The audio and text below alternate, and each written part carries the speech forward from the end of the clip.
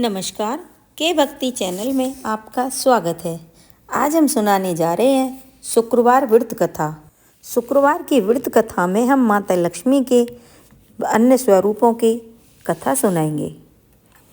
तो बोलिए माँ लक्ष्मी माता की जय। आइए हम कथा का श्रवण करते हैं। माता लक्ष्मी जी धन, वैभव, सुख, समृद्धि, ऐश्वर्य और सौभाग्य की अधिष्ठात्री देवी हैं। उनका पूजन मुख्य रूप से इस उद्देश्य से किया जाता है कि घर परिवार में आर्थिक स्थिरता, शांति, सुख, समृद्धि बनी रहे। धन की देवी होने के कारण व्यक्ति के जीवन में दरिद्रता, अभाव और कष्ट दूर होते हैं। लक्ष्मी जी केवल धन की ही नहीं बल्कि धर्म, ज्ञान, विवेक और सौभाग्य भी प्रदान करती हैं। उनकी कृपा से घर परिवार में आपसी प्रेम, एकता, सद्भावना बनी रहती है। कथा को अंत तक अवश्य सुने। और हाँ प्रिय साथियों, वीडियो को बिल्कुल अंत में माँ लक्ष्मी जगत जननी की महत्वपूर्ण दिव्य वाणी दी गई है, उसे सुनना आपके आत्मिक उत्थान के लिए अत्यंत आवश्यक है। माँ लक्ष्मी की कृपा प्राप्त करने के लिए कमेंट में माँ लक्ष्मी अवश्य लिखें। तो आइए शुरू करते हैं माँ लक्ष्मी की दिव्य कथा। एक समय की बात है, एक विशाल राज्य था, कनकपुरी। इस नगरी में राजा सोमदत्त नाम का शासक था। वह केवल राजा नहीं बल्कि स्वयं को भाग्य का निर्माता मानता था। वह अत्यंत बलवान था, परंतु अफसोस उस संपूर्णता में एक भयानक दरार थी। उसके भीतर अहंकार की आग धधकती थी, वह आग जो सोने को भी जलाकर काला कर देती थी। सोमदत्त को अहंकार उसके धन पर आधारित था। उसका महल सोने से लदा था, उसकी सेनाएं स्वर्ण वस्त्रों में सजती थीं। वह मानता था कि धन ही शक्ति है और मैं ही धन का देवता हूँ, और वह यह भूल गया था कि धन चंचल होता है, वह कभी किसी का दास नहीं बनता, और इस मद से वह बड़ा से बड़ा पाप करता था। स्त्रियों का अपमान करता था। सोमदत्त के दरबार में रानियां भी भयभीत रहती थीं। वह उन्हें केवल भोग की वस्तु मानता था, भरी सभा में अपमानित करता, और गांव की स्त्रियों को भी वह तुच्छ धूल के समान ही समझता था। उसका मानना था कि स्त्रियां कमज़ोर हैं, भावनाओं का भंडार है, और सच्ची शक्ति केवल पुरुष और धन में निवास करती है। अरे तुम सब इतनी भावुक क्यों हो जाती हो? वह हंसता था। उसकी हंसी महल की दीवारों पर किसी तीखे विष की तरह टकराती थी। लक्ष्मी, वह भी मेरे चरणों की दासी है। मैं चाहूँ तो उसे बुलाकर, ना चाहूँ तो उसे ठुकरा दूँ। स्त्रियाँ कभी स्वामी नहीं हो सकती, वे तो केवल सेवक हैं।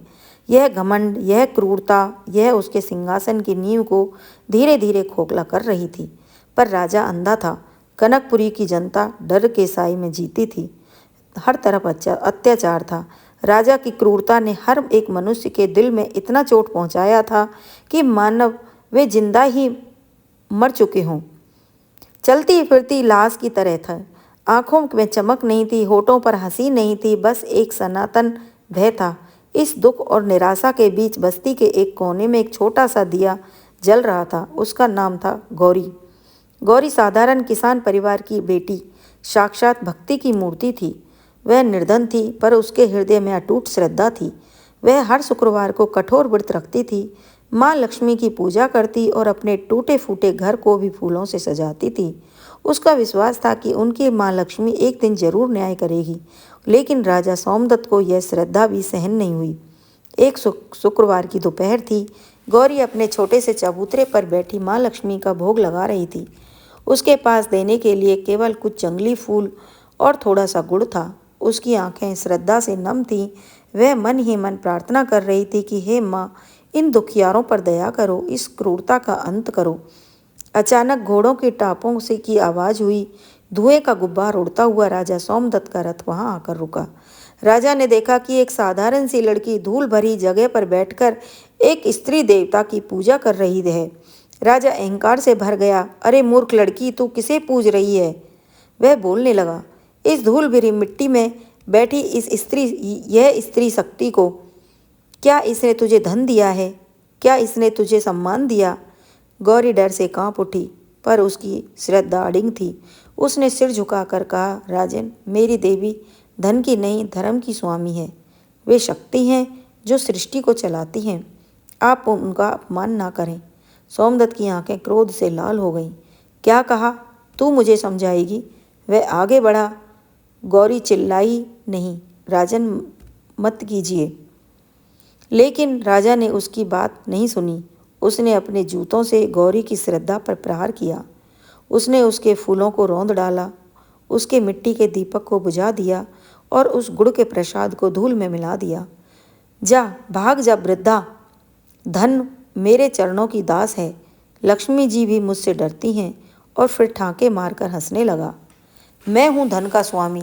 तुम्हें जिसे देवी को पूजती हो वह मेरा कुछ नहीं कर सकती, समझी? शक्ति केवल मुझ में है। गौरी के होठ फट गए पर आवाज़ नहीं निकली। वह बस टूटे हुए फूलों और बुझे हुए दीपकों को देखती रही। उसके हृदय का दर्द इतना गहरा था कि वह चीख भी नहीं सकती थी। उसने केवल एक ही काम किया। राजा के जाते ही वह घुटनों के बल बैठी और धूल में लौटे हुए उन फूलों को उठाकर अपनी आंखों से लगाया। माँ, मेरी माँ, आज मेरी भक्ति का नहीं, आज तो आपका अपमान हुआ है।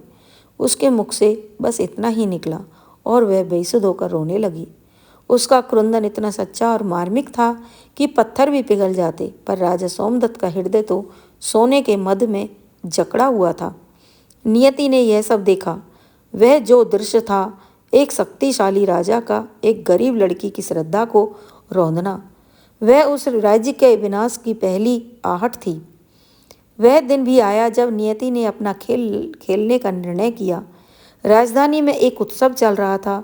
राजा सोमदत्त अपने स्वर्ण जटित सिंहासन पर बैठा हुआ मदिरा पान कर रहा था। तभी राजमहल के मुख्य द्वार पर एक आकृति आई। फटे वस्त्र, थकी हुई चाल, चेहरे पर वर्षों का तेज, पर आंखों में गहन पीड़ा। वह एक वृद्धा स्त्री थी। दरबारियों ने उसे रोकने की कोशिश की, पर वह वृद्धा सीधे राजा के सामने खड़ी हो गई। उसकी आवाज़ें थकी हुई थी, पर उसमें एक अनजानी गूंज थी। एक ऐसा स्वर था जो सीधे हृदय को भेदता था। राजन, दान दीजिए, मैं दुखी हूँ। दरबार में सन्नाटा छा गया। राजा सोमदत्त ने सिर उठाया। इतनी बड़ी दौलत का मालिक और यह वृद्धा उससे भीख मांग रही है। राजा ने घृणा भरी दृष्टि से उस वृद्धा को देखा। उस वृद्धा के फटे हुए आंचल में भी वही तेज था जो गौरी के बुझे हुए दीपक में था। सोमदत्त हंसा और उसकी हंसी आज पहले से भी अधिक विषैली थी। उसने अपने हाथ में पकड़े सोने के प्याले को जमीन पर फेंका और भाग जा वृद्धा, यहाँ गरीबों के लिए कोई जगह नहीं है। दान मैं किसी को दान नहीं देता, मैं खुद ही दान का स्रोत हूँ। धन मेरे चरणों का दास है। लक्ष्मी जी भी मुझसे डरती हैं। उसने अपने एक सेवक को आदेश दिया कि इसे धक्के मारकर बाहर निकालो, यह अपशकुनी है। जैसे ही सेवक वृद्धा की ओर बढ़ा, वृद्धा मुस्कुराई और वह मुस्कान साधारण नहीं थी। वह करोड़ों सूर्यों की तेज समेटे हुए थी, पर क्षण भर में ही करुणा और क्रोध में बदल गई। वृद्धा ने अपनी आवाज़ को ऊंचा किया। यह थकी हुई आवाज़ अब देववाणी बन चुकी थी। अरे अहंकारी मूर्ख, सब रुक गए। राजा का भी क्षण भर के लिए कांप गया। आज तुमने जिस लक्ष्मी का अपमान किया है वह मैं ही हूँ। तुमने केवल एक भिक्षुणी को नहीं ठुकराया, तुमने नारी शक्ति को ठुकराया है। तुमने गौरी की भक्ति को रौंदा, तुमने अपनी रानियों को अपमानित किया है, तुमने धन को धर्म से ऊपर समझा है। पर अब जान ले, वृद्धा का रूप बदलने लगा। जहाँ फटे वस्त्र थे वहाँ स्वर्णिम आभूषण जगमगा उठे। उसकी आंखों से जो अश्रु गिर रहे थे वे साधारण नहीं थे, वे थे न्याय के अश्रु। सोमदत्त, तूने धन की देवी का अपमान किया है, नारी के सम्मान को धूल में मिलाया है। इसलिए आज से माता लक्ष्मी ने अपना हाथ उठाया और उनकी वाणी में ब्रह्मांड की गर्जना थी।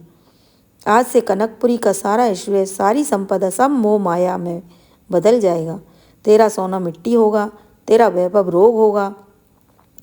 तूने भूख का मजाक उड़ाया है, अब तू खुद भूख से तड़पेगा। तेरे राज्य से मैं स्वयं ही चाहती हूँ। जहाँ नारी का सम्मान नहीं वहाँ लक्ष्मी का वास नहीं। यह कहकर माता लक्ष्मी वहाँ से अदृश्य हो गई। उनके जाते ही एक भयानक चीत्कार पूरे महल में गूंज उठी। माता लक्ष्मी के जाते ही कनकपुरी में विनाश का पहाड़ टूट पड़ा। यह कोई धीमी प्रक्रिया नहीं थी, यह रातों रात हुआ। राजा सोमदत्त ने अगले दिन सुबह जब अपनी आंखें खोली तो कमरे में अंधेरा था। उसने सोचा शायद रात ज़्यादा हो गई है, उसने अपने हाथों में देखा। वे सोने के कंगन जो कल तक चमक रहे थे अब फीके पड़ चुके थे। घबराकर वह अपने खजाने की ओर भागा। वहाँ का दृश्य, ओहो, वह दृश्य किसी भी हृदय को चीर देने वाले के लिए काफ़ी था। जो सोने के सिक्कों के ढेर कल तक पहाड़ जैसे ऊंचे थे, अब वे काले बदबूदार मिट्टी के ढेरों में बदल गए थे। मोती ढरक गए थे, हीरे कोयले बन चुके थे। सोमदत्त चिल्लाया, नहीं, यह नहीं हो सकता, यह सब झूठ है। जैसे जैसे दिन बीता, राजमहल की दीवारें धड़कने लगीं, छत से धूल और रेत गिरनी शुरू हो गई। राजा के वस्त्र पुराने और फटने लगे। वह राजा जो खुद को धन का देवता मानता था, अब भयंकर निर्धनता के बीच खड़ा था। लेकिन धन को जाना तो सिर्फ शुरुआत थी, असली पीड़ा तो जनता पर अब आई। भूख, रोग और आंसू हर ओर फैल गए। अनाज के भंडार सड़ गए, नदियों का पानी सूख गया। जो कनकपुरी कल तक सोने की नगरी थी, वह आज मृत्यु की घाटी बन गई। लोग सड़कों पर गिर रहे थे, बच्चे भूख से रो रहे थे। उनकी माताओं के पास उन्हें देने के लिए कुछ भी नहीं था सिवाय आंसुओं के। गौरी, जिसकी भक्ति को राजा ने रौंदा था, अब खुद अपने परिवार को बचाने के लिए संघर्ष कर रही थी। वह भूखी थी, पर उसका विश्वास अभी भी दृढ़ था। वह केवल इतना कहती थी कि माँ, हमें यह दंड क्यों, हमें ही भोगना होगा। और उस राजा का क्या हुआ? सोमदत्त का सिंहासन उसे छिन गया, भौतिक रूप से ही नहीं, पर आध्यात्मिक रूप से भी। अब वह महल में ही भटकता था, पर वह महल अब खंडर था। वह अपने पुराने वस्त्रों के फटे चीथड़ों को पकड़कर रोता, हे जगत की जननी माता, मैंने क्या किया? मैंने उस वृद्धा का अपमान क्यों किया? मैंने गौरी को, मैंने अपनी पत्नियों को, मैंने हर स्त्री को क्यों तुच्छ समझा? उसका पश्चाताप भयंकर था। वह अकेले खंडर में बैठता, अब उसे हर जगह माताओं और बहनों के रोने की आवाज़ें सुनाई देती थीं। वे आवाज़ें जिन्हें वह सत्ता के मध्य में दबा देता था। उसकी भूख, उसकी प्यास उसे हर पल कचोटती रहती थी। नियति ने ऐसा खेल खेला था कि उसके चरणों में, जिसके चरणों में सोना था, आज वह एक दाने के लिए तरस रहा था। वह दर्दनाक दृश्य था। जब वही सोमदत्त कभी महलों में इत्र छिड़कता था, आज दुर्गंध और कीचड़ के बीच बैठता, अपने माथे पर हाथ रखता। मैं धन का स्वामी था नहीं, मैं तो अहंकार का दास था। उसने स्वयं को आईने में देखा। चेहरा पीला पड़ चुका था, आंखें धसी हुई थी, शरीर कमजोर। उसे अब समझ आया कि सच्चा धन क्या है। वह मानवता और करुणा, वह सम्मान जो सब उसने खो दिया था। एक दिन वह उसी बस्ती की ओर गया जहाँ उसने गौरी की पूजा को रौंदा था। उसने देखा कि गौरी सूखी नदी के किनारे बैठी हुई है और मिट्टी से बनी एक छोटी सी लक्ष्मी की मूर्ति को देख रही है। गौरी ने उसे देखा, पर अब उसके मन में ना घृणा थी ना क्रोध, केवल करुणा थी। राजा सोमदत्त ने उसके चरणों में सिर रख दिया। बेटी, मुझे क्षमा कर दो, मैंने तुम्हारा अपमान किया, मैंने माँ लक्ष्मी का अपमान किया, मैं पाप का भागी हूँ। गौरी निशब्द रही। वह जानती थी कि उसे क्षमा करना या ना करना उसके हाथ में नहीं है। वह न्याय तो स्वयं नियति कर रही थी। सोमदत्त का साम्राज्य पूरी तरह से टूट चुका था। लोग अब उस राजमहल की ओर देखना भी छोड़ चुके थे। उन्हें पता चल गया था कि उसका राजा अब केवल एक भूखा, टूटा हुआ व्यक्ति है। उसी निराशा के बीच दूर गांव में एक गरीब किसान रहता था, जिसका नाम था विनय। विनय के पास धन नहीं था, पर उसके पास दो चीज़ें थीं, अटूट श्रद्धा और असीम आदर। वह गांव की हर स्त्री को अपनी माँ, बहन और बेटी के सम्मान देता था। जब कनकपुरी में अकाल पड़ा, तब भी विनय ने अपनी पत्नी और माँ के साथ मिलकर अपनी थोड़ी सी बचाई हुई सामग्री भी भूखे लोगों में बांट दी थी। अब वह कभी किसी स्त्री को भूखा नहीं देख सकता था। एक दिन जब कनकपुरी पूरी तरह वीरान हो चुकी थी, तो माता लक्ष्मी फिर प्रकट हुई। इस बार वे क्रोध में नहीं, बल्कि एक शांत और स्वर्णिम आभा में थी। उन्होंने अपनी देववाणी से घोषणा की, जिसकी गूंज सोमदत्त के खंडर और विनय की झोंपड़ी तक पहुंची। सुनो कनकपुर के निवासियों, मैंने इस राज्य को इसलिए दंडित किया क्योंकि इसने मेरी शक्ति को नहीं, मेरे मूल सिद्धांत नारी शक्ति के सम्मान को ठुकराया था। राज्य उसी का होगा जो स्त्री और समाज का सम्मान करेगा और मानवता का पालन करेगा। जो धन की पूजा करेगा वह नष्ट होगा, जो धर्म की पूजा करेगा वह मेरा आशीर्वाद पाएगा। माता लक्ष्मी ने विनय की ओर संकेत किया।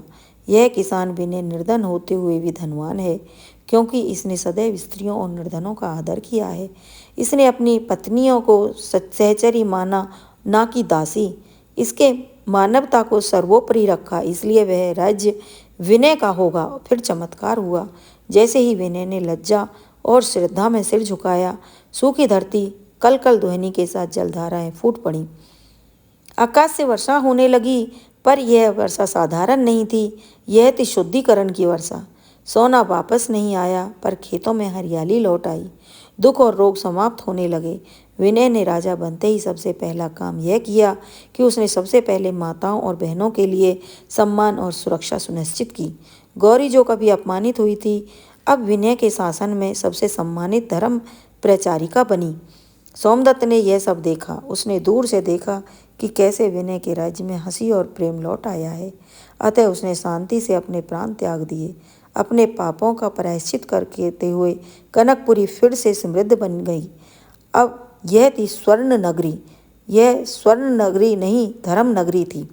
लोग कहते हैं जहाँ स्त्री का सम्मान होता है वहाँ लक्ष्मी स्वयं निवास करती है। प्रिय साथियों, इस वीडियो में माँ लक्ष्मी की पावन व्रत कथा यहीं पर होती है समापन। अब आइए माता लक्ष्मी की दिव्य वाणी सुने।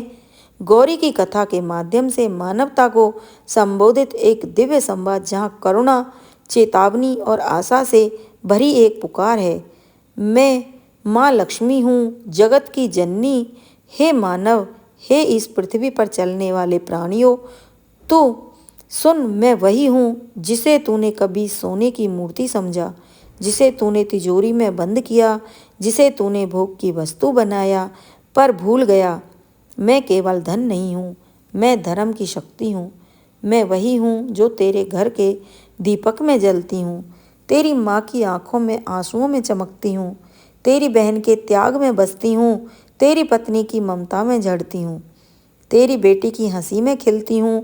पर आज हे कलयुग के मनुष्य, तूने मुझे पहचानना छोड़ दिया है। तूने मुझे तिजोरी में बांध दिया और मेरे हृदय को, मेरी मर्यादा को भुला दिया।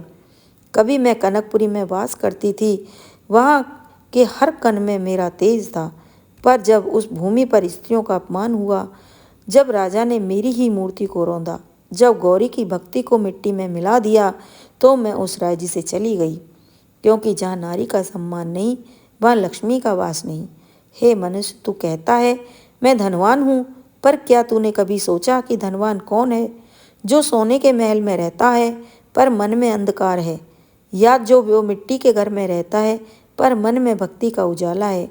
वह सोमदत्त भी सोचता था मैं धन का स्वामी हूँ, पर उसका सोना मिट्टी बन गया, उसकी सत्ता राख हो गई, क्योंकि उसने धर्म की जड़ काट दी थी।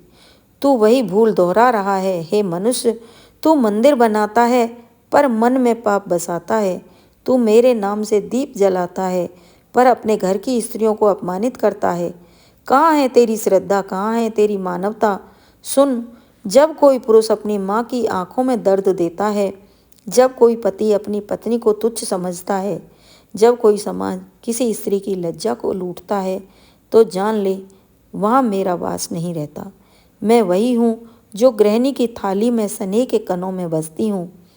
मैं वही हूँ जो बेटी की मुस्कान में खिलती हूँ। मैं वही हूँ जो बहन की राखी में प्रेम के धागे में लिपटी हुई हूँ। पर जब तू स्त्री को वस्तु समझता है, जब तू उसके आंसुओं पर हंसता है, तब मैं तेरे घर से, तेरे मन से, तेरे भाग्य से चली जाती हूँ, सदा के लिए। हे घोर अंधकार के मनुष्य, तूने अपने हृदय में दया का दीप बुझा दिया है। तेरी आंखों में लोभ का धुआं है। तू मंदिर में मुझे बुलाता है, पर दरवाजे के बाहर खड़ी भिखारन को दुत्कार देता है। क्या तुझे लगता है कि मैं सोने की मूर्तियों में बंधी हूँ?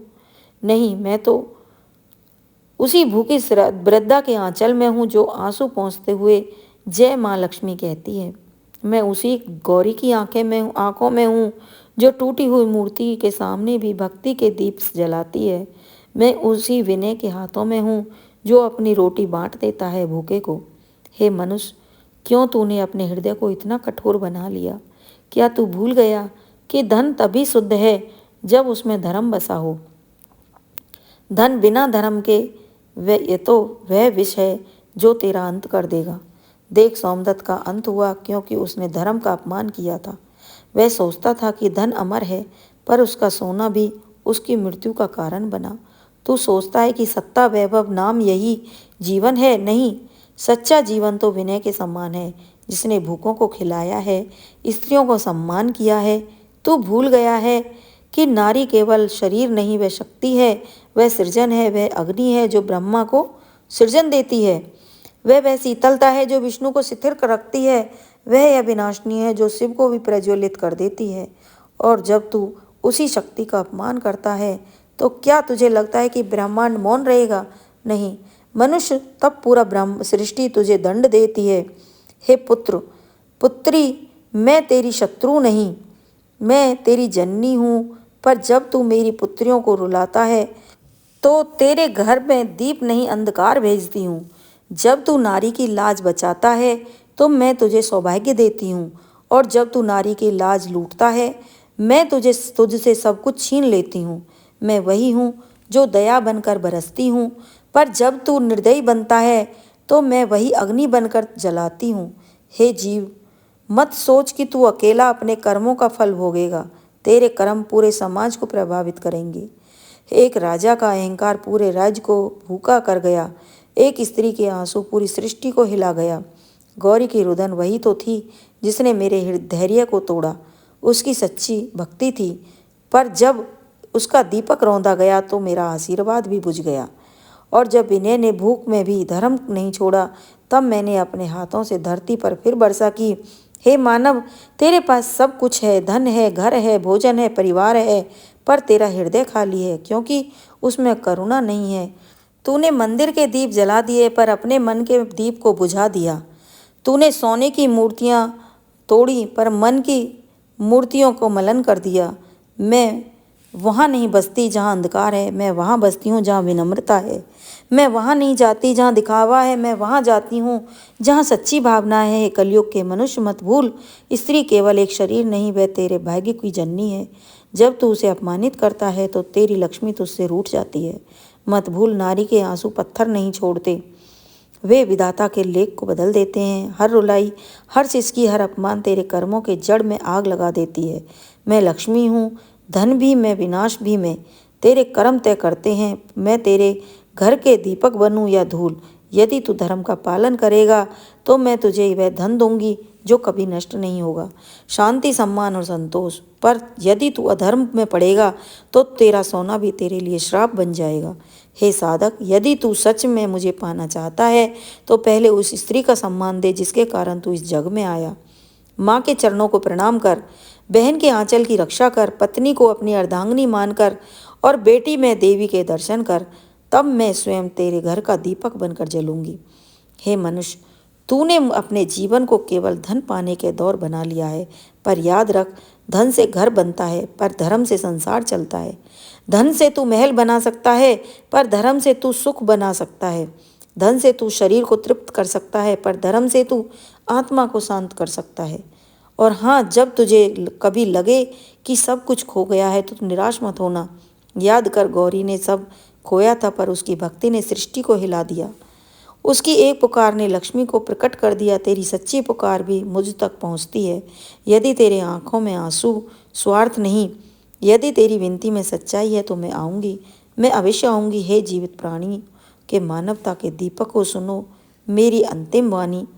जहाँ नारी का सम्मान है मैं वहाँ वास करती हूँ, जहाँ धर्म का पालन है मैं सदा निवास करती हूँ, जहाँ करुणा है वहाँ मैं प्रसन्न हूँ, जहाँ अहंकार है वहाँ मेरा विनाश है। मत समझना कि मैं केवल सोने की चमक हूँ, मैं तो तेरे भीतर की रोशनी हूँ। मुझे पाने के लिए सोना मत ढूंढ, अपना हृदय ढूंढ, क्योंकि मैं उसी में बसती हूँ जहाँ प्रेम है, श्रद्धा है और सम्मान है। जब तो वह समझ जाएगा, जब तेरे हृदय में विनय जैसा भाव आएगा, जब तेरी आंखों में किसी गौरी का आंसू चमकेगा, तब तू देखेगा तेरे जीवन में वह प्रकाश लौट आएगा जो युगों से बुझ गया था। मैं माँ लक्ष्मी हूँ, धन नहीं, धर्म हूँ, मूर्त नहीं, चेतना हूँ, नारी हूँ, और जहाँ नारी का सम्मान है वहीं मेरा निवास है। प्रिय साथियों, इस वीडियो में माँ लक्ष्मी की पावन व्रत कथा और दिव्य वाणी यहीं पर समापन होती है। हम कामना करते हैं माँ लक्ष्मी की कृपा आप पर हमेशा बनी रहे, आपके जीवन में सदैव सदैव सुख शांति समृद्धि बनी रहे, सकारात्मक ऊर्जा का संचार होता रहे। यह विशेष दिन न केवल भक्ति भाव से भर देती है बल्कि हमारे जीवन में एकता, प्रेम और आस्था का संदेश भी लेकर आता है। माता लक्ष्मी के व्रत कथा को सुनने के लिए हृदय से धन्यवाद। कृपया अपने विचार और अनुभव कमेंट में अवश्य साझा करें। अगर आपको मेरी वीडियो पसंद आती है तो मेरे चैनल को सब्सक्राइब करें, वीडियो को लाइक करें, ज़्यादा से ज़्यादा शेयर करें, हो सके तो कमेंट भी करें। कमेंट में जय माता लक्ष्मी लिखना ना भूलें। जय माँ लक्ष्मी की जय।